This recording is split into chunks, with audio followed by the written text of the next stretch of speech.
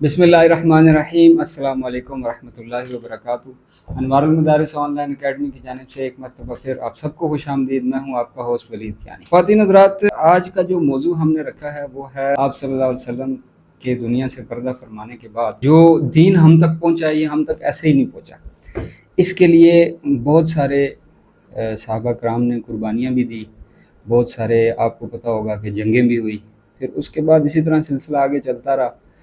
صحابہ کے بعد تابعین کا دور آیا، اس کے بعد تبع تابعین کا دور آیا، پھر اس میں اولیاء کرام بھی ہیں، ائمہ کرام بھی ہیں، بزرگان دین بھی ہیں۔ ڈسکشن ان کی اگر ہم کرنا شروع کریں یا ذرا سی تاریخ پہ نظر دوڑائیں تو میرا خیال سے ہماری زندگی ختم ہو جائے گی، ہماری قلم ٹوٹ جائے گی، لیکن خدمات کا اندازہ ان کو ہم بیان نہیں کر سکتے، اتنی زیادہ خدمات ہیں۔ ہم نے فیصلہ یہ کیا ہے کہ ساری تو نہیں بیان کر سکتے، لیکن ایٹ لیسٹ ہم کوشش تو ضرور کر سکتے ہیں۔ نبی صلی اللہ علیہ وسلم کے بعد صحابہ کرام کے دور آئے، جس میں حضرت ابوبکر صدیق رضی اللہ تعالیٰ عنہ آئے، پھر اس کے بعد حضرت عمر، حضرت عثمان، حضرت علی رضی اللہ تعالیٰ عنہ، ان سب کے ادوار گزرے، خلافت گزری۔ اس کو ہم پارٹ وائز اس کا ایک سلسلہ جوڑیں، اور اس سلسلے کو جوڑنے کے لیے پھر ہم نے آج جو ہے وہ دعوت دی ہے حضرت مولانا عبدالباری صاحب کو۔ اور ان کے تعارف میں آپ کو یہ بتا دوں کہ اللہ تعالیٰ نے ان کو کافی علمی قابلیت سے نوازا ہے، کیونکہ مجھے پرسنلی ان کا خود پتہ ہے کہ یہ جو ہے نا وہ مطالعہ کافی زیادہ کرتے رہتے ہیں مختلف کتب کا۔ اور باقی ان کو میں نے حضرت کو پہلے بھی کہا کہ بس ہمارا مقصد ہے آپ لوگوں تک اوتھینٹک انفارمیشن اور نالج پہنچانا۔ حالانکہ آپ نے دیکھا ہوگا کہ ہماری بدنصیبی بھی ہے کہ بہت سارے ایسے من گھڑت جو ہے وہ صحابہ کرام سے منسوب کر کے بہت ساری چیزیں ایسی ہیں جو کہ ہمارے نصاب میں بھی شامل ہیں، تعلیمی نصاب میں۔ باقی حضرت جو ہے وہ دارالعلوم حقانیہ سے ان کی فراغت ہے۔ اکوڑا خٹک میں ایک مدرسہ ہے، مولانا سمیع الحق، آپ سب لوگ جانتے ہوں گے ان کو، شہید ہیں، تو ان کا ایک جو ہے وہ ادارہ ہے، یہ دارالعلوم حقانیہ کے نام سے۔ تو without wasting any further time, let's get started.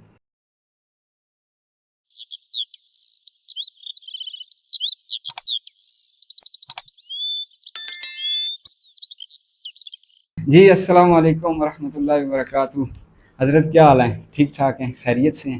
جی الحمدللہ، وعلیکم السلام، بالکل خیریت سے۔ آپ ٹھیک ہیں؟ خیریت سے؟ جی الحمدللہ، اللہ کا بڑا احسان ہے۔ حضرت سب سے پہلے تو بہت بہت شکریہ آپ کا کہ مجھے پتہ ہے آپ کی روٹین جو ہے نا وہ بڑی ہیکٹک قسم کی ہے، بڑی سخت روٹین ہے آپ کی۔ آپ کیونکہ مدرس بھی ہیں، پڑھاتے وغیرہ بھی ہیں، پھر اس کے بعد جو ہے وہ آپ کی کلاسز وغیرہ بھی چلتی رہتی ہیں۔ تو باقی یہ ہے کہ بس آج آپ کو بلانے کا مقصد، جیسے آپ نے شروع میں سنا ہوگا میں جو کہہ رہا تھا کہ بھئی آج ہمارا جو موضوع ہے وہ خدمات کے حوالے سے ہے۔ تو اس میں آپ مجھے یہ بتائیں کہ سب سے پہلے ایک تو ہمیں اس چیز کا تو پتہ ہے کہ بھئی خدمات تو بہت زیادہ ہیں، بہت زیادہ خدمات ہیں صحابہ کی، یعنی ہم جو ہے نا وہ گننے پہ آئیں تو میرا خیال سے، جیسے میں پہلے بھی کہہ رہا تھا کہ ہماری زندگی گزر جائے گی، لیکن وہ ہم خدمات پوری بیان نہیں کر سکتے۔ تو پارٹ وائز میں نے جو ہے وہ اپنے ویورز کو کہا تھا کہ پارٹ وائز اس سلسلے کو چلائیں گے کہ ایک ایک صحابی کی ہم اس طرح کر لیں گے کہ ایک ایک صحابہ کی جو ہے وہ ہم خدمت کے، کیونکہ ہر کسی کا نا ایک اپنی مختلف خدمات ہیں دین کے حوالے سے، تو اسی وجہ سے ہی ہم تک اسلام پہنچا ہے۔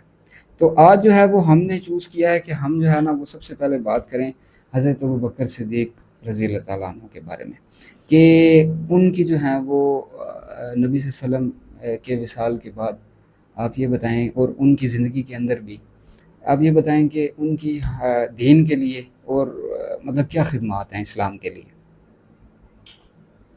بڑی مہربانی ولید بھائی کہ آپ نے ہمیں مدعو کیا اپنے اس پروگرام کے اندر، بہت شکریہ۔ تو آپ کا شکر گزار ہوں۔ اور دوسری چیز یہ کہ بھئی اللہ رب العزت آپ جو سلسلہ ایک شروع کیا آپ نے، اور جو کام کرتے جا رہے ہیں، اللہ رب العزت اس کو ترقی نصیب کرے۔ آمین، جزاک اللہ حضرت، بہت تو شکریہ۔ آج کے جو موضوع ہم نے جو انتخاب جس کا کیا ہوا ہے کہ نبی علیہ الصلوۃ والسلام کے جانے کے بعد، وصال کے بعد صحابہ کرام نے جو دنیا کے اندر جو خدمات کی، دین کی خدمات کی، وہ کیا تھی، کس اعتبار سے تھی۔ جی اس میں تو کوئی شک نہیں ہے کہ نبی علیہ الصلوۃ والسلام کے وصال کے بعد، نبی علیہ الصلوۃ والسلام کے جانے کے بعد صحابہ کرام کی خدمات جو ہے نا یہ بہت زیادہ ہے۔ جی جی اس پہ واقعی اگر بندہ لکھنا چاہتا ہے نا، تو ہم اگر ابوبکر صدیق رضی اللہ تعالیٰ عنہ کے خدمات کو لکھنا چاہے تو بہت زیادہ مشکل ہے۔ بہت مشکل ہے بہت ایسے ہی ساری کتابیں لکھی، بہت زیادہ ساری جی کتابیں جی لکھی، ایک بالکل نہیں ایسے ہے بندہ تھوڑا سا اگر تاریخی اعتبار سے بندہ اگر دیکھتا چاہے نا حضرت ابوبکر صدیق رضی اللہ تعالیٰ عنہ کی خدمات یا کسی بھی صحابی کی خدمات آپ اٹھاتے جائیں تو بہت کچھ اس پہ ملتا رہتا ہے، بہت کچھ ملتا رہتا ہے۔ تو ایک چیز ہمیں اس چیز کو دیکھنا ہے کہ نبی علیہ الصلوۃ والسلام کا جب وصال ہو چکا تھا، دنیا سے جب پردہ فرما چکے تھے، چلے گئے تھے، جی جی تو اس کے بعد جب صحابہ کا دور ہے تو یاد رکھے کہ ہمارے لیے صحابہ جو ہے یہ معیار ایمان ہے۔ خود اس کی وضاحت اللہ نے قرآن کے اندر کی ہے کہ فَإِنْ آمَنُوا بِمِثْلِ مَا آمَنْتُمْ بِهِ فَقَدِ اهْتَدَوْا، اگر تم ایمان لائے جس طرح ایمان لائے یہ صحابہ تو آپ سیدھے راستے پہ ہیں، بالکل آپ ہدایت یافتہ ہیں۔ بلکہ اگر اللہ رب العزت نے ایک اور جگہ بھی اس کی وضاحت کی ہے کہ کنتم خیر امۃ اخرجت للناس تأمرون بالمعروف وتنہون عن المنکر۔ یہ جو آیات ہیں 20 آیات ایسی ہیں کہ جو ساری کی ساری جو ہے نا وہ صحابہ رضی اللہ تعالیٰ عنہ کی جو ایک زندگی پر جو ہے نا وہ دلالت کرتی ہیں، اور صحابہ کرام کی جو ایک خدمات تھی، بہت زیادہ خدمات تھی، اور پورا قرآن جو ہے نا یہ صحابہ کرام رضی اللہ تعالیٰ عنہ مجمعین کے مدح پہ جو ہے نا وہ بالکل بھرا ہوا ہے۔ خود اللہ رب العزت نے محمد رسول اللہ والذین معہ اشداء علی الکفار رحماء بینہم، اس قسم کی بہت ساری آیات ہیں، بہت ساری آیات ہیں۔ تو ظاہری بات یہ جو صحابہ کرام ہیں یہ ہمارے لیے معیار ایمان ہے، بالکل بے شک۔ ظاہری بات ہے کہ جب بیچ میں صحابہ کرام رضی اللہ تعالیٰ عنہ مجمعین کو بیچ میں اگر ہم نکال دیں تو اتنی بات یاد رکھے کہ آپ کا قرآن پہ بھی ایمان نہیں رہتا، آپ کا احادیث پہ بھی نہیں رہتا، اس کے علاوہ جو چیزیں ہیں بالکل کسی چیز پہ ایمان نہیں رہتا۔ اس کی وجہ کیا ہے، کیوں ہے صحابہ پہ اعتماد ضروری کیوں ہے؟ دیکھیں جب نبی علیہ الصلوۃ والسلام کا ایک 23 سالہ جو دور تھا، جو نبی علیہ الصلوۃ والسلام مکہ کے اندر جو خدمت کی، جو دین کی ساری چیزیں کی، اس کے بعد جب صحابہ کا ایک دور آیا تو صحابہ پر اعتماد ضروری کیوں ہے؟ آخر کیا وجہ ہے کہ صحابہ پر ہم اعتماد اتنا کیوں کرتے ہوتے ہیں؟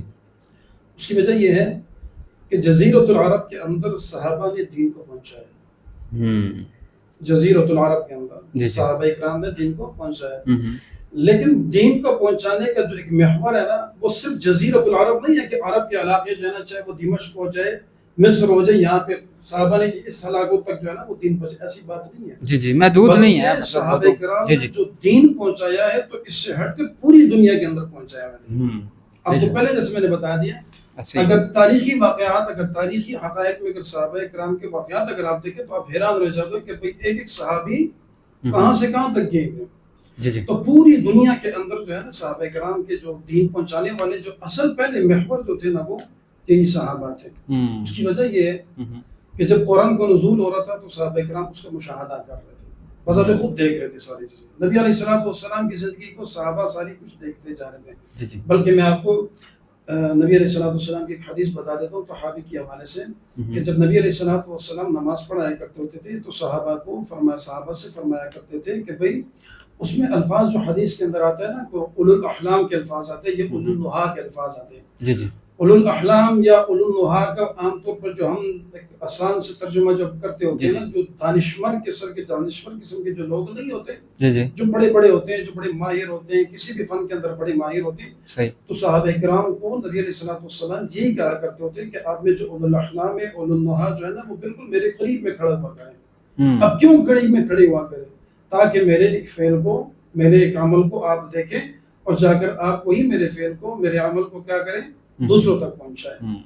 تو وہ جو صحابہ پر جو ہمارا اعتماد ہوتا ہے نا وہ اس لیے ضروری ہوتا ہے کہ صحابہ کرام نے چونکہ قرآن مجید کا مشاہدہ کیا ہوا ہے، نبی علیہ الصلوۃ والسلام کے ساتھ جنگوں کے اندر شریک ہوئے، جنگوں کے اندر ان کی زندگی دیکھی ہے، ان کی زندگی دیکھی، ساری چیزیں دیکھی ہے۔ لیکن اگر بیچ میں صحابہ کرام رضی اللہ تعالیٰ عنہم اجمعین کو اگر ہم ایک زاویے کے اندر رکھے اور پھر میں یہ دعویٰ کروں کہ میرا قرآن پر بھی ایمان ہے، حدیث پر بھی ایمان ہے، تو یہ بہت مشکل ہے، یہ بہت مشکل ہے، یہ ہو ہی نہیں سکتا۔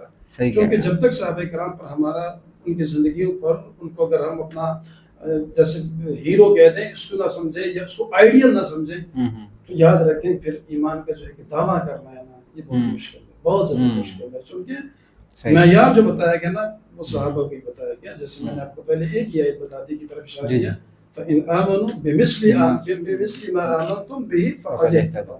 اگر آپ ایمان لائے، کس کی طرح لائے؟ چونکہ اس دور کے اندر جب قرآن کا نزول ہوتا جا رہا تھا نا تو صحابہ مخاطب تھے سب کہ بھئی ان کی طرح اگر آپ ایمان لائے تو آپ ہدایت یافتہ ہو. بلکہ سورہ بقرہ کی اگر 5 صفات مومن کی جو بتائیے نا، جو آخر بتائیے نا، اولئک علی ہدی من ربہم واولئک هم المفلحون، یہ کون لوگ ہیں؟ صحابہ کرام لوگ تھے.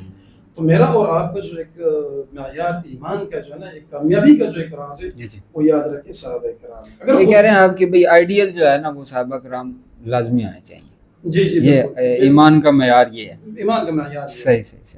لیکن اب ایک چیز میں آپ کو بتا دیتا ہوں، اس میں جو ہے نا بعض اوقات مسئلہ ایک اور بھی آ جاتا ہے کہ صحابہ کرام جیسے، خیر یہ تو موضوع نہیں ہے کہ اس زاویے کو چھیڑا جائے کہ بھئی کن لوگوں کے ہاں صحابہ معیار حق ہے، کن کے ہاں نہیں ہے. وہ تو ایک موضوع، یہ بھی ایک بہت بڑا موضوع ہے، بالکل ایسا موضوع ہے. اس میں خیر ہم نہیں بیٹھے ہوئے. اس میں ایک چیز آتی ہے کہ ہم اس کو صحابہ معیار ایمان ہے، معیار حق ہے، ہم اس کو سمجھتے ہیں چونکہ ہمارا نظریہ بھی ہے. تو اب سوال یہ ہوتا ہے تو پھر صحابہ کرام سے یہ جو خطائی ہوئی یہ کیوں ہوئی جا رہی ہے؟ کیا آپ صحابہ کو انبیاء کی طرح معصوم سمجھتے ہیں؟ نہیں، کوئی ایسی بات نہیں ہے. انبیاء کی طرح صحابہ کرام کو ہم معصوم نہیں سمجھتے ہوتے، ہاں البتہ محفوظ ضرور سمجھتے ہوتے ہیں. آج تک کسی محدث نے یہ دعویٰ نہیں کیا محفوظ. اور اس محفوظ کا مطلب یہ ہوتا ہے نا کہ بھئی اللہ رب العزت نے گناہوں سے ان کی حفاظت وغیرہ کی ہوئی ہے، محفوظ رکھا ہوا مطلب. اور نبی علیہ السلام سے تو خیر، انبیاء علیہ السلام سے تو جس میں ہمارا ایک نظریہ ہے کہ بھئی نہ صغیرہ گناہ نہ کبیرہ گناہ کچھ بھی ان سے نہیں ہوتے ہیں. صحابہ کرام کی جو زندگی ہے نا وہ محفوظ ہے گناہوں سے، وہ حقیقت محفوظ ہے. البتہ معصوم جو ہے نا وہ انبیاء علیہ السلام کی ذات مقدس ہوتی ہے، ذات مطہرہ ہوتی ہے کہ صغیرہ گناہ ہو کبیرہ. مطلب آپ یہ کہتے ہیں کہ صحابہ سے بھی غلطیاں ہو سکتی ہیں، اب جیسے مشاجرات ہو سکتی ہیں یا ہوئی ہیں؟ ہوئی بھی ہیں. اچھا، ہو سکتا ہے. مثلا دیکھیں مشاجرات صحابہ کے اندر اگر آپ دیکھیں حضرت علی رضی اللہ تعالیٰ، حضرت امیر معاویہ رضی اللہ تعالیٰ کی جو جنگیں ہوئی تھی تو اس میں جو ہے نا وہ ظاہر بات ایک لمبا موضوع ہے، وہ کافی بڑا، اس پہ بھی بات کریں گے انشاءاللہ. اس میں جو چیز ہم ایڈ کرتے ہوتے ہیں کہ بھئی وہ جو حضرت امیر معاویہ رضی اللہ تعالیٰ جو ایک خطا اجتہادی، اچھا خطا اجتہادی پہ بھی ایک ثواب ملتا ہوتا ہے. خطا اجتہادی کا مطلب یہ ہوتا ہے نا کہ مثلا دیکھیں اگر ایک فقیہ جو ہے، ایک مجتہد جو ہے، ایک مسئلے کے اندر وہ غور و فکر کرتا جا رہا ہے لیکن اس مسئلے کی وضاحت جو ہے نا وہ قرآن کے اندر، وہ حدیث کے اندر نہیں ہے. اچھا، بالکل نہیں ہے. لیکن اگر خدا نہ خواستہ وہ ایک مسئلے کا استنباط کرتا ہے، قرآن سے اس کو نکالتا ہوتا ہے، حدیث سے اس کو نکالتا ہوتا ہے، استنباط کرتا ہوتا ہے.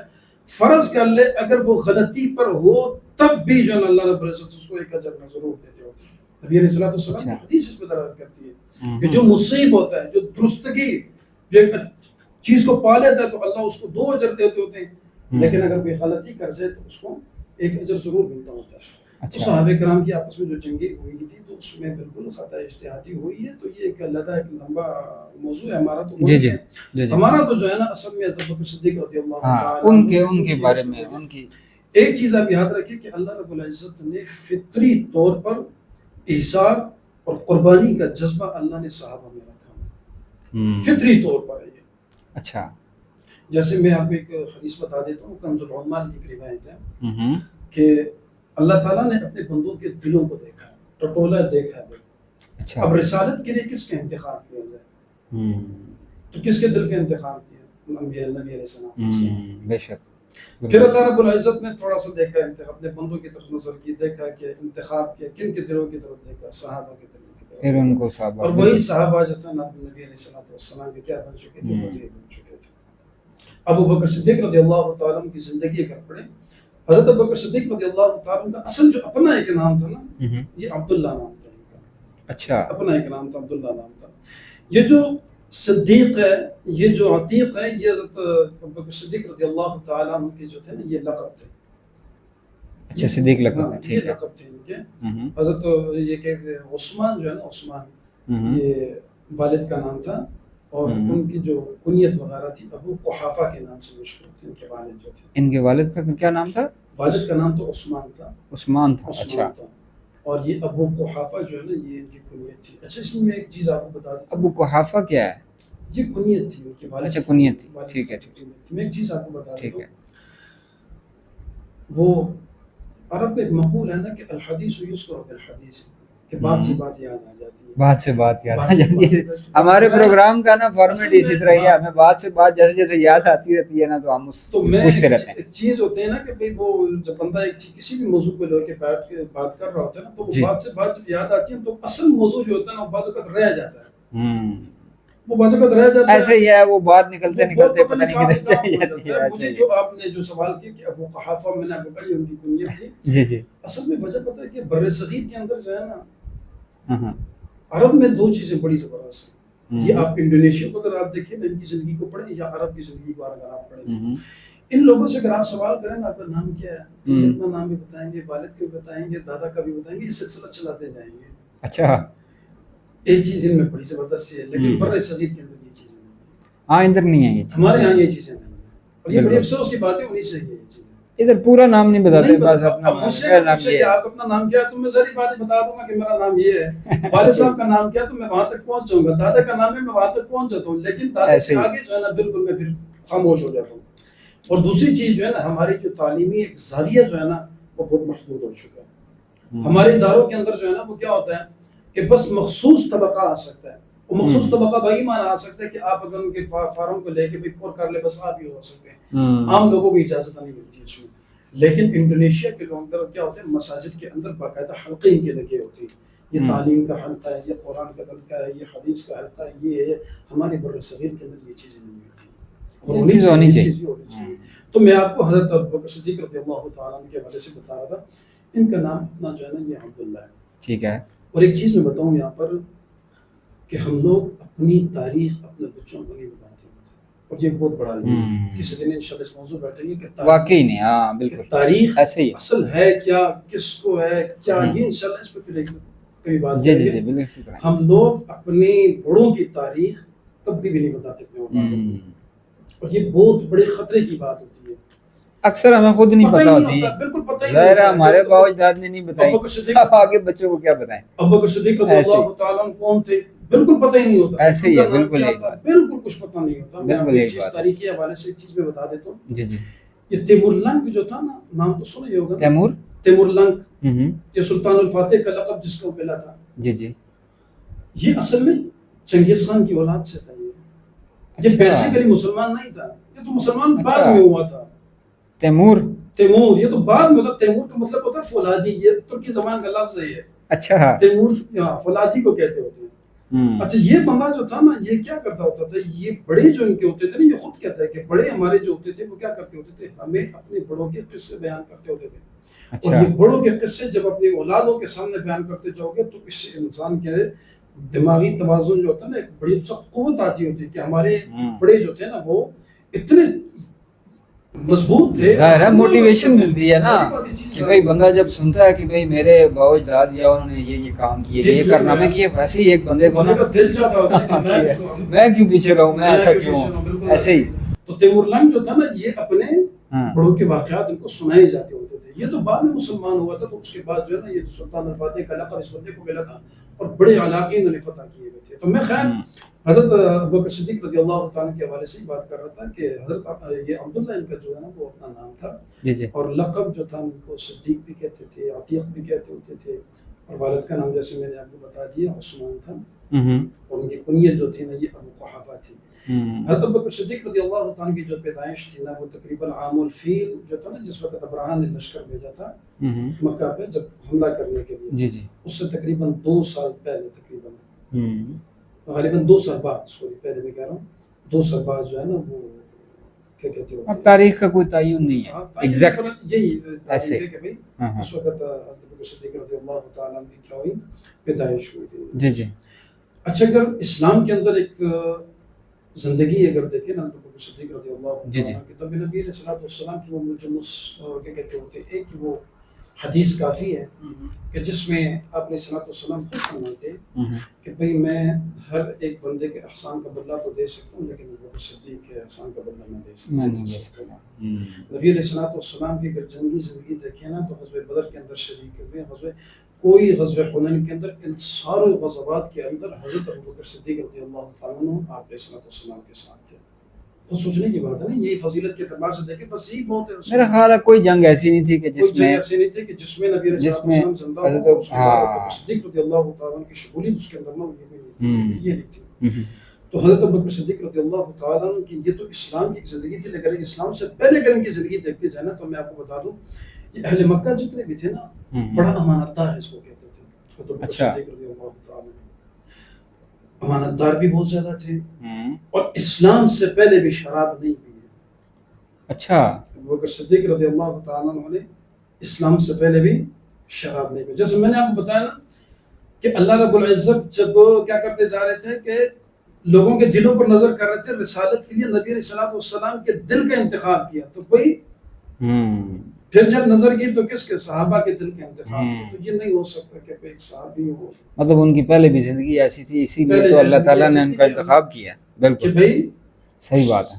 ابو بکر صدیق رضی اللہ تعالیٰ عنہ نے اسلام سے پہلے بھی شراب نہیں پی. اچھا, جو مکہ والے تھے نا, یہ حضرت ابو بکر صدیق رضی اللہ تعالیٰ عنہ کو حسن اخلاق کے اندر, تجربے کے اندر بڑا معزز سمجھتے ہوتے تھے. اچھا, بڑا آئیڈیل اپنے اس کو سمجھتے ہوتے تھے. اچھا, بہت آئیڈیل سمجھتے ہوتے تھے اور معزز سمجھتے ہوتے. حضرت ابو بکر صدیق رضی اللہ تعالیٰ عنہ کو جو علم تھا نا, علم الانساب کے اندر بڑی مہارت تھی. علم الانساب کیا ہوتا ہے؟ الانساب کا مطلب یہ ہوتا ہے نا کہ جیسے میں ایک کہ بھئی میرا کس سے تعلق ہے, کہاں سے پیچھے کہاں سے, مطلب والد صاحب کو کون ہے, یہ چلتا جو ایک سلسلہ ہوتا ہے. نسب نسب آپ جس کو کہتے ہیں, جس کو کہتے ہوتے ہیں ان کی اندر بڑی مہارت تھی. اور دوسرا جو تھا نا, یہ عرب کی جو خبریں ہوتی تھی نا, جو ان کی ہسٹریاں کہہ دو, مطلب اس میں بھی بڑی مہارت تھی حضرت ابو بکر صدیق رضی اللہ تعالیٰ عنہ. اچھا, یہ اسلام سے پہلے ہے. اور میں نے آپ کو بتا دیں کہ اسلام کے بعد اگر آپ کی زندگی دیکھے نا تو بندہ حیران رہ جاتا ہے کہ بھئی ان کی کون سی کس پہلوز کو لے اور ہم اس پر کیا کرتے جائیں, آگے بات چلاتے جائیں. یعنی اللہ رب العزت نے حضرت ابو بکر صدیق رضی اللہ تعالیٰ عنہ کو اتنا نوازا ہے. آپ علیہ الصلوۃ والسلام کے ساتھ 24 گھنٹے جو زندگی تھی نا حضرت ابو بکر صدیق رضی اللہ تعالیٰ عنہ کی, آپ علیہ الصلوۃ والسلام کے ساتھ تھی. دوستی بھی بڑی تھی نا ان سے, بہت دوستی تھی, بہت زیادہ. دنیا کے اندر اگر میں کسی کو خلیل بناتا نا, دوست بناتا, تو میں وہ کو نہیں بناتا. ہاں, یہ نبی صلی اللہ علیہ وسلم کی روایت ہے نا, مسلم کی روایت کہ میں کس کو بناتا, میں ظاہر ہے غار میں بھی رہے آپ صلی اللہ علیہ وسلم کے ساتھ, آپ علیہ السلام کے ساتھ غار کے اندر بھی رہے. اچھا, جب ہجرت ہو رہی ہے, بلکہ میں آپ کو اس سے ایک بات یاد ہے کہ ابن عساکر کی کتاب ہے نا, اس میں حضرت ابو بکر صدیق رضی اللہ تعالیٰ کی 4 خصلتیں بتائی گئی ہیں.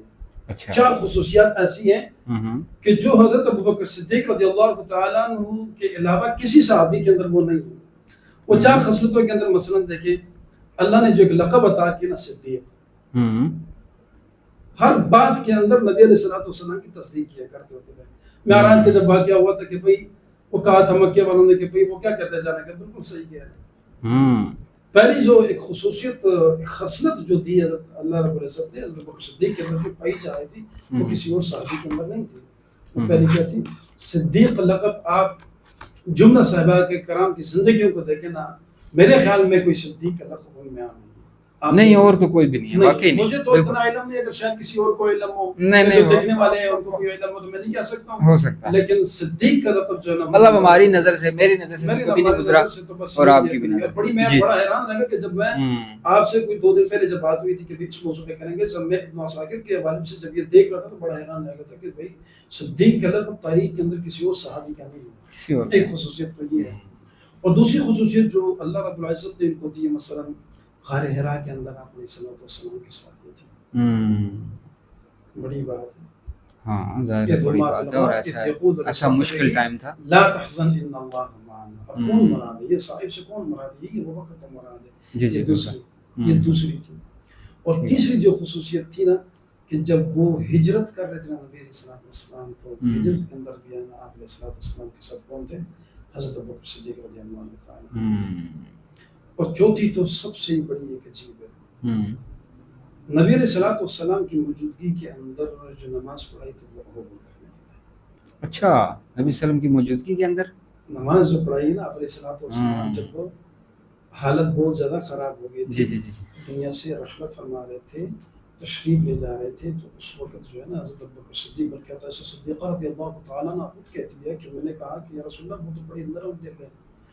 تو نبی علیہ السلام بار بار جو جملہ عربی کا ہوتا ہے, جو حدیث کہتے ہیں کہ مروا ابا بکر فلیصلی بالناس, جو حضرت ابوبکر سے کہو کہ جا کے کیا کرو، نماز پڑھو. بڑی بات ہے کہ آپ صلی اللہ علیہ وسلم نے ان کو مطلب یہ ایک قسم کا اہمیت دینے والی بات ہے نا کہ اتنی اہمیت ہے ان کی کہ نبی صلی اللہ علیہ وسلم نے یہ گوارا کیا کہ میرے جو ہے نا وہ مسئلے پہ. میں آپ کو کیا کہہ رہا ہوں کہ حضرت عائشہ صدیقہ رضی اللہ تعالیٰ عنہ فرما رہی ہے کہ بھئی وہ بڑے نرم دل ہیں. پتہ نہیں وہ ابوبکر فلیصلی بالناس، جو ابوبکر صدیق رضی اللہ تعالیٰ عنہ سے عرض کرو کہ وہ نماز پڑھیں. اب کتنے دن پڑھائی، کیا پڑھائی، لمبا موضوع. یہ تو ایک اور موضوع ہے. تو یہ چار خصوصیتیں اللہ رب العزت نے حضرت ابوبکر صدیق رضی اللہ تعالیٰ عنہ کے اندر ایسی رکھی ہوئی ہیں کہ یہ کسی اور صحابی کے اندر، میں نے آپ کو بتایا جملہ صحابی کے اندر یہ خصوصیت کیا، یہ تو انعامات ہیں جی حضرت. تو حضرت ابوبکر صدیق رضی اللہ تعالیٰ عنہ کی زندگی اگر آپ پڑھتے جائیں نا، تو میں نے آپ کو پہلے ہی کہہ دیا کہ اگر ہم قرآن کی آیات کو ہی دیکھتے جائیں نا، تو بس یہ سارا قرآن جو مجھے اور آپ کو پہنچا ہوا نا، تو یہ انہی کی برکات سے پہنچا ہوا. جی جی بالکل. ایک مسئلہ میں آپ کو اور بتا دیتا ہوں. ہمارے ہاں چونکہ ایک چیز جو ہم صحابہ کرام کے حوالے سے جب ایک بات آتی ہے تو ہمارا ایک نظریہ جو ہے کہ الصحابۃ کلھم عدول، صحابہ سارے کے سارے عادل ہیں، سب کے سب عادل ہیں. اور میں نے آپ کو پہلے بتا دیا کہ اگر کسی حدیث کے اندر ایک حدیث ہے اور اس کے اندر کسی صحابی کی جو ہے نا وہ ایک لغزش کا تذکرہ ہوتا جا رہا ہے، تو ظاہری بات ہے اگر وہ خبر واحد ہے تو اس کے اندر ہم تھوڑی تعویل کر جاتے ہیں. اگر تعویل نہیں ہوتی ہو تو بعض اوقات تعویل کس کو کہتے ہیں؟ تعویل کا مطلب یہ اس کے لیے ایک کیا کہتے ہوتے ہیں، ایک اچھا محل جس کو آپ کہتے ہیں وہ تلاش کرتے ہوتے ہیں. اچھا محل تلاش کرتے ہوتے ہیں کہ بھئی یہ ہو سکتا ہے یہ مقصد ہو سکتا ہے یہ مقصد ہو سکتا ہے یہ مقصد ہو. اصل میں یہ چھوٹی چھوٹی چیزیں میں آپ سے اس لیے پوچھتا ہوں نا نہیں اچھی بات کہ ہمارے ویورز ہیں، کسی کو اب نہیں بھی جو ہے نا وہ میں کہہ رہا ہوں کہ لوگوں کے لیے تھوڑا آسان ہونا چاہیے. میں آپ کو پہلے تو یہ کیا کہتے ہوتے ہیں صحابہ کرام کے متعلق جو ہمارا ایک وہ ہے نا، الصحابۃ کلھم عدول، صحابہ سارے کے سارے عادل ہیں. اب عدالت اب ہو سکتا ہے کہ آپ کو سننے والے کہیں گے یار یہ عدالت کیا چیز ہوتی ہے. ایک عدالت تو وہ ہوتی ہے جو کورٹ کے اندر لکھ دیتی ہے، وہ عدالت مراد نہیں ہے. عدالت اپنا ایک مفہوم رکھتا ہوتا ہے. عادل ہیں مطلب انصاف کرنے والے ہیں. ایک انصاف مانا، لیکن یہاں انصاف والا مانا نہیں کرنے جائیں گے. اچھا یہاں کچھ اور مانا ہے؟ یہاں کچھ اور مانا ہوتا ہے. اچھا کیا مانا ہے؟ انصاف کا مانا بھی آتا ہے ظلم کے مقابلے میں جو انصاف ہوتا ہے اس کو بھی کہتے ہوتے ہیں، اور بھی بہت سارے اس کے معنی. اچھا یہ فسق کے مقابلے میں بھی آتا ہے جس کو میں اور آپ تقویٰ کہتے ہوتے ہیں، اس کا یہ معنی بھی کر سکتے ہیں. لیکن چونکہ جب ہمارا حدیث کے اندر جب ہم کہتے ہوتے ہیں نا کہ صحابۃ کلھم عدول، صحابہ سارے کے سارے عادل ہیں، تو وہاں عدالت کا مطلب یہ ہوتا ہے کہ نبی علیہ الصلوٰۃ والسلام کی زندگی مبارک کو یہ آگے نقل کرتے جائے، ایک حدیث بیان کرتے جائے، اور ایک صحابی اپنی طرف سے جھوٹ بولے. یہ نہیں ہو سکتا، یہ نہیں ہو سکتا، یہ نہیں ہو سکتا ہے، نہیں ہو سکتا. یہ مطلب ہوتا ہے عدالت کے، چونکہ جو ہم یہاں پر بیان کر رہے ہوتے ہیں کہ ورنہ تو عدالت جو ہے نا یہ اس کے مفہوم بڑا وسیع مفہوم ہے، اس کا بہت زیادہ وسیع مفہوم ہے. ہماری اصول کی کتابوں کے اندر لکھا ہے عدالت اس کو کہتے ہوتے ہیں الاستقامۃ فی الدین، جس کو ہم کہتے ہوتے ہیں کہ دین کے اندر مضبوط. اچھا میرے ذہن میں حضرت ایک سوال آ رہا ہے، میرے سوال یہ آ رہا ہے کہ جیسے ابھی آپ نے سٹارٹ میں ہمیں کہا تھا کہ بھئی صحابہ جو ہیں ان سے بھی غلطی ہو سکتی ہے، ٹھیک ہو گیا، تو مطلب یہ نہیں آپ ان کو معصوم نہیں کہہ سکتے، کچھ نہ کچھ ان سے غلطی ہو سکتی ہے. ابھی آپ کہہ رہے ہیں کہ عدل کی ابھی آپ بات کر رہے ہیں، تو یہ مجھے نہیں سمجھ آئی کہ ایک طرف آپ کہہ رہے ہیں کہ بھئی ان سے غلطی ہو سکتی ہے، دوسری طرف آپ کہہ رہے ہیں کہ ان کے منہ سے کوئی ایسی بات نکل ہی نہیں سکتی. دیکھیے میں نے یہ جو کہا نا کہ بھئی صحابہ محفوظ ہیں، گناہوں سے محفوظ ہے. انسان بشری تقاضے معصوم تو نہیں ہو سکتے. جیسے حضرت معاذ رضی اللہ تعالیٰ عنہ کے ایک واقعہ آپ نے دیکھا ہوگا کہ جب ایک وہ کسی خاتون کے ساتھ ریلیشن ہو گیا تھا، تو اس کے بعد جو ہے نا وہ ان سے وہ کیا ہو گیا، ایک ایسا فعل صادر ہو گیا کہ اس کے لیے تو خیر میں وہ لفظ بھی نہیں استعمال کر سکتا ہوں، تو اس کے بعد جو ہے نا ان کو جو رجم کیا گیا تھا. کن کو؟ حضرت معاذ اسلمی رضی اللہ تعالیٰ عنہ کو. پھر بعد میں جب انہوں نے توبہ وغیرہ کی تھی، اس طرح وہ خاتون نے جو توبہ وغیرہ کی مطلب شرعی سزا ان کو دی گئی تھی. اچھا تو وہ جو ہے وہ تو ظاہری بات ہے بشری تقاضے کے متعلق معصوم ذات جو ہے نا وہ صرف اللہ کی ہے بس، اور نبی انبیاء کی ہے، معصوم ذات صرف انبیاء کی محفوظ ہو سکتے، محفوظ ہے. اچھا اور یہ جو عدالت کا میں مفہوم جو ادھر کہتا جا رہا ہوں کہ دیکھیں بھائی یہ حدیث کے اندر اگر آپ دیکھتے جائے نا تو جب راویوں کا ایک سلسلہ آتا ہوتا ہے نا، تو بعض اوقات بعض راوی ایسے ہوتے ہیں جو بڑے پرلے درجے کے کذاب راوی ہوتے ہیں. ایک حدیث کو میں حضرت ابوبکر صدیق رضی اللہ عنہ کے حوالے سے قصہ کو بتاؤں گا کہ بھئی وہ کس حد تک ٹھیک ہے اور کیسے صحیح ہے. یہ بڑے سخت جھوٹ بولتے ہوتے ہیں, کذاب راوی ہوتے ہیں, جھوٹ بولتے ہوتے ہیں. اس میں صحابہ کرام کے اندر یہ چیز نہیں ہوتی. جیسے میں نے آپ کو پہلے بتا دیا کہ عدالت کے مفہوم کے اندر, عدالت کے اندر ایک صحابی نبی علیہ الصلوۃ والسلام کی حدیث کو کوٹ کرے, بات کو کوٹ کرے اور عوام کو بتائیں, اور حدیث کے اندر اس حدیث کا تذکرہ ہو, اور پھر صحابی جھوٹ بولے. یہ بھی ہو سکتا ہے. صحابہ کی زندگی کو پڑھنا چاہتے ہیں تو آپ کم سے کم حیات صحابہ خرید لیں. اچھا, وہ کس کی لکھی ہوئی ہے؟ کاندھلوی صاحب رحمۃ اللہ علیہ کی. اچھا, بڑی ایک زبردست کتاب ہے حیات صحابہ, دیکھ لیں اس میں. اچھا, بڑی زبردست کتاب ہے. اس میں مطلب صحابہ تو آپ کو پتا ہے کہ بہت زیادہ ہیں, 1.5 لاکھ سے زیادہ ہے میرا خیال ہے. تو وہ مطلب اس میں کتنے صحابہ کا زیادہ تر ذکر ہے اس میں؟ کتنے کا تو خیر واللہ علم, مجھے تو علم نہیں کہ کتنے کا ہے, لیکن بڑی اچھی ہے. اس کو خرید لیں, اس کو بنا پڑتے جائے. حیات صحابہ ہوگی یا اصل الغابہ جو ہوگی, فی معرفت صحابہ جو ہے نا, ابن نصیر کی ہے. لیکن خیر یہ تو عربی کتابیں ہیں نا, تو عربی کتابیں تو ہیں, لیکن یہ ہے کہ ٹرانسلیٹ تو بندہ کر سکتا ہے. ہاں وہ کر سکتا ہوتا ہے. ہم جیسے لوگوں کے لیے جو ہے نا وہ حیات صحابہ جو ہے نا, یہ بڑی زبردست کتاب ہے. اور میں تو کہتا ہوں کہ جب آپ سو رہے ہو نا تو 10 منٹ پہلے زندگی کا مطالعہ کیا گیا. 10 منٹ 5 منٹ جو ہے نا وہ بیٹھ جائے, کچھ نہیں ہوتا. 5-10 منٹ اگر دے دیں, لوگ فون کو پورا رات چلاتے رہتے ہیں. تو اس کو بھی آج کل تو وہ بلکہ بکس بھی آ گئی ہیں, آپ فون پہ بھی پڑھ سکتے ہیں. کوئی اتنا لمبا چوڑا آپ کو کوئی خاص طور پہ اہتمام کرنے کی بھی ضرورت نہیں ہے. اچھا, صحیح صحیح. ابوبکر صدیق رضی اللہ تعالیٰ کے حوالے سے جو ایک قصہ ہمارے خطبہ کے اندر بڑا ہی مشہور ہے, بہت ہی مشہور ہے. اور وہ قصہ کیا تھا, بالکل آپ کے علماء نے اس کو لکھا ہے. اگرچہ ابن جوزی صاحب رحمۃ اللہ علیہ ہو گئے یا علامہ سیوطی صاحب ہو گئے, تو ان صاحبوں نے جو ہے نا بالکل اس قصے کو منگڑت کہا ہوا, جھوٹا قصہ کہا ہوا. اور وہ قصہ یوں ہے کہ بھائی ایک مرتبہ نبی علیہ الصلوۃ والسلام کے پاس جو ہے نا جبرائیل علیہ الصلوۃ والسلام آئے. اچھا, جبرائیل علیہ الصلوۃ والسلام جب آئے تو ان کے جسم مبارک کو دیکھا, جو کہ میں مفہوم بتا رہا ہوں, جی جی, کہ ٹاٹ کا لباس پہنا ہوا. یہ تو بڑا مشہور ہے. یہ اکثر میرا خیال ہے یہ کہ بچوں کے اسکول کی بھی کتاب میں بھی ہے, اسلامیات کی کسی کتاب میں نے بھی پڑھا ہے یہ, بلکہ واقعی ایسے ہی ہے. بہت بڑے خطیبوں سے ماشاءاللہ, جو ایک نامور خطیب ہوتے ہیں, جی جی جی جی, وہ نامور ایک خطیب ہوتے ہیں. بعض اوقات ان سے بھی میں نے سنا ہوا ہے. تو وہ کہتے ہیں کہ بھائی جب نبی علیہ الصلوۃ والسلام کے پاس حضرت جبرائیل علیہ السلام آئے تو ٹاٹ کا لباس پہنا. تو نبی علیہ الصلوۃ والسلام فرمانے لگے کہ جبرائیل آپ کے جسم مبارک پر تو وہ ہوتا ہے, نورانی لباس ہوتا ہے, آج ٹاٹ کا لباس کیسے ہے؟ تو فرمایا کہ بھائی آپ ذرا آسمان کی طرف نگاہ اٹھا کے دیکھیں, فرشتوں نے بھی جو ہے نا یہ بھی ٹاٹ کا لباس پہنا ہوا ہے. ہاں, آج وہ بلکہ اوپر گئے تو پھر کچھ اس کو کافی لمبا کیا ہوا لوگوں نے. بعض اوقات تو بڑا لمبا چوڑا بیان کیا جاتا ہے, تو پتہ نہیں کیسے. تو اچھا, تو جب یہ کہا, اچھا جب دیکھا اوپر, کہتے ہیں کہ سارے فرشتوں نے جو ہے نا, تو پوچھا سوال کیا کہ بھئی یہ ٹاٹ کا لباس کیوں پہنا ہوا؟ تو جبرائیل علیہ السلام فرمانے لگے کہ بھئی انہوں نے پہنا ہوا ہے.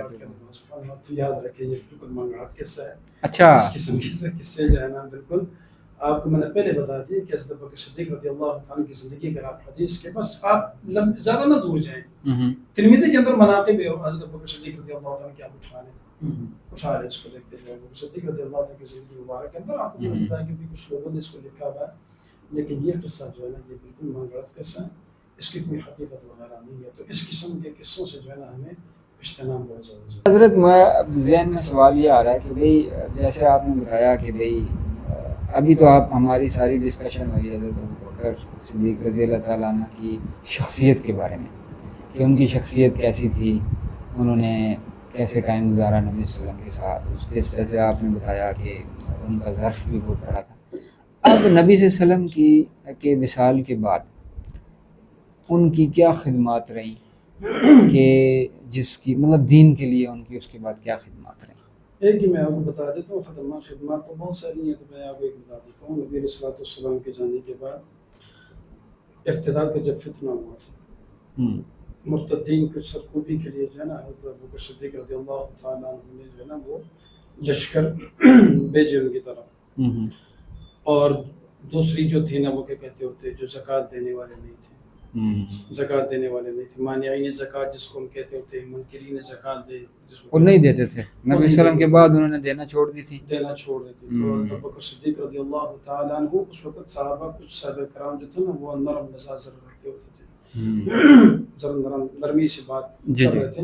جی جی. حضرت ابوبکر صدیق رضی اللہ تعالیٰ نے ایک تاریخی جملہ کہا کہ بھئی اللہ کے دین کے اندر کمی ہو اور میں زندہ ہوں, یہ نہیں ہو سکتا. حضرت بہت بہت شکریہ آپ کا. تو آپ نے جو ہے نا وہ ہمیں جو ہے وہ وقت دیا اور اتنی قیمتی باتیں آپ نے ہمیں بتائی ہیں. تو امید ہے کہ ہمارے جو ویورز ہیں ان کو بھی اس سے جو ہے وہ بہت بہت جو ہے وہ فائدہ بھی ہوا ہوگا. تو باقی یہ ہے کہ بس انشاءاللہ تعالیٰ یہ آج ہم نے بنایا اس کا پارٹ 1. تو اسی طرح پارٹ وائز ہم جو ہے نا وہ آج آپ نے جانی حضرت ابوبکر صدیق رضی اللہ تعالیٰ عنہ کی خدمات, اور پھر انشاءاللہ نیکسٹ پارٹ جو ہے وہ ہم حضرت عمر رضی اللہ تعالیٰ عنہ پہ بنائیں گے. اور باقی یہ ہے کہ پھر انشاءاللہ تعالیٰ نیکسٹ پوڈ کاسٹ میں آپ سے ملاقات ہوتی ہے. اپنا بہت بہت خیال رکھیے گا, ہمیں بھی دعاؤں میں یاد رکھیے گا. السلام علیکم, اللہ حافظ.